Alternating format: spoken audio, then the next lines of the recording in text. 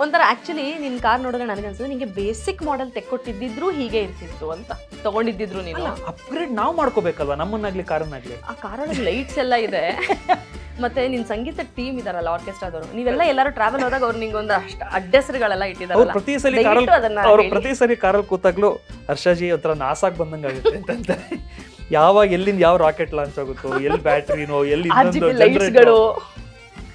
ಆಮೇಲೆ ನನ್ನ ಕಾರಲ್ಲಿ ನೀನು 2 ಲ್ಯಾಪ್ಟಾಪು, ಒಂದು 6 ಮೊಬೈಲ್ ಒಟ್ಟಿಗೆ ಚಾರ್ಜ್ ಹಾಕ್ಬೋದು. ಓ, ಅಷ್ಟು ಎಲೆಕ್ಟ್ರಿಕಲ್ ಮಾಡಿಫಿಕೇಶನ್ಸ್ ಮಾಡ್ಕೊಂಡಿದ್ದೀನಿ ಅಂದ್ರೆ without harming the battery.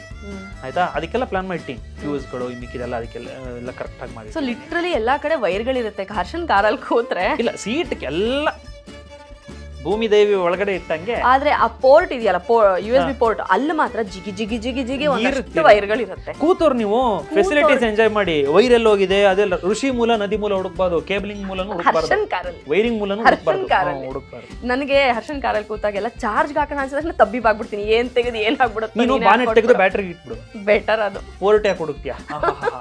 Battery ಮೇಲೆ ಮೊಬೈಲ್ ಸೆಲಫಿನ್ ಟೇಪ್ ಬಿಟ್ಬಿಡು, ತಲುಪೋಷ್ಟು ಚಾರ್ಜ್ ಫುಲ್ ಚಾರ್ಜ್ ಆಗಿರುತ್ತೆ. ಬಟ್ ಏನ್ ಗೊತ್ತಾ, ಅಟ್ ದ ಸೇಮ್ ಟೈಮ್ ನಾನು ಹೇಳೋದು, ನಿನ್ನ ಪ್ಯಾಷನ್ ಫಾರ್ ಮ್ಯೂಸಿಕ್ ಇದೆಯಲ್ಲ, ಅಂದ್ರೆ ನಾನ್ ನೋಡಿರಂಗೆ ನೀನ್ ಎಷ್ಟೊಂದ್ಸತಿ ಮನೆಯಿಂದ ಹೊರಡುವಾಗ, ಇವತ್ತು ಆನ್ಲೈನ್ ಕ್ಲಾಸ್ ಇದೆ, ಕಾರಲ್ಲೇ ಮಾಡ್ಬಿಡ್ತೀನಿ ಒಂದ್ ಕಡೆ ನಿಲ್ಲಿಸ್ಕೊಂಡು, ಅಂದ್ರೆ ಬ್ಯಾಟ್ರಿ ಹೋಗ್ಬಿಡುತ್ತೆ, ವೈಫೈ ಇಲ್ಲ, ಎಲ್ಲ ರೆಡಿ ಇರ್ತೀಯ, ಎನಿ ಟೈಮ್ ಎನಿ ಡೇ ಅಂತೀವಲ್ಲ, ಅದು ನಿನ್ ಕಾರ್ ಒಳಗೆ ಇರುತ್ತೆ. ಹೌದು, ಕಾರ್ ಒಳಗೆ ಒಂದು ವೈಫೈ ಝೋನ್ ಇಟ್ಕೊಂಡಿದ್ದೀನಿ ನಾನು.